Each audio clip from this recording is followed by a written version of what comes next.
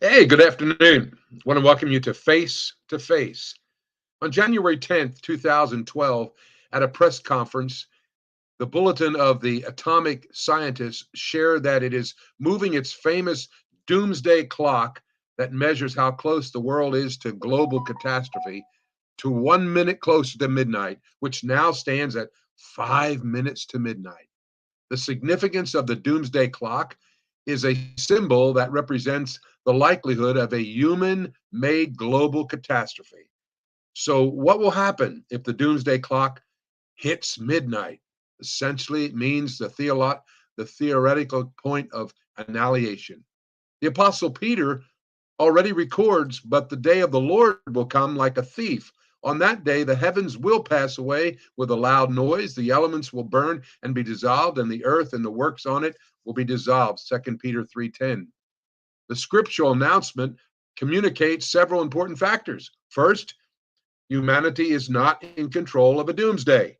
Secondly, it will not happen at a created midnight. But finally, the Lord is the one in charge, for he is sovereign over everything. But that brings us to a firm conclusion, namely, we better be prepared.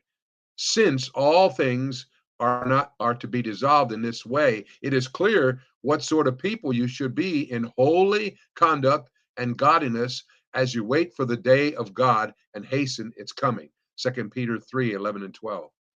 Therefore, Bill Gates continued to buy up more farmland in order to control the food chain. All you climate control idiots, keep worrying about things like cattle farts affecting the environment. Who made the cattle? God. Did he forget what their gas would do? No. In the beginning, God created the heavens and the earth. Genesis 1:1. In many ways, we are 5 minutes to midnight, for eternity is only one breath away. Jesus Christ promised to come again. Men of Galilee, why do you stand looking up into heaven? This same Jesus who has been taken from you into heaven will come in the same way that you have seen him going into heaven. Acts 1:11.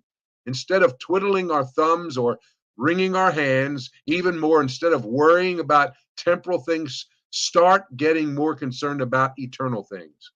So we do not focus on what is seen, but on what is unseen. For what is seen is temporary, but what is unseen is eternal. 2 Corinthians 4:18.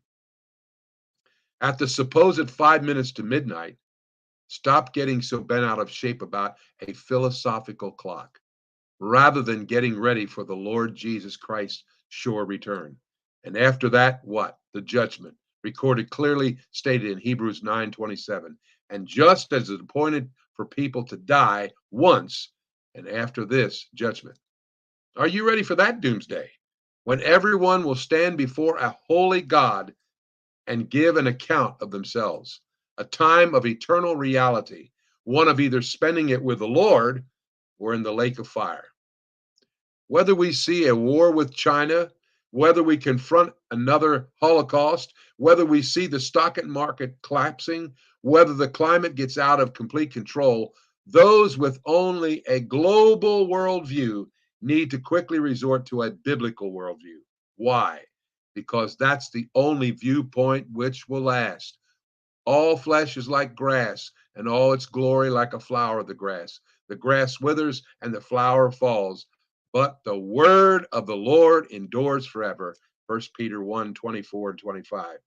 Now, you might all agree with what I have to say, and that's fine, but that's the way I see it. Have a good day.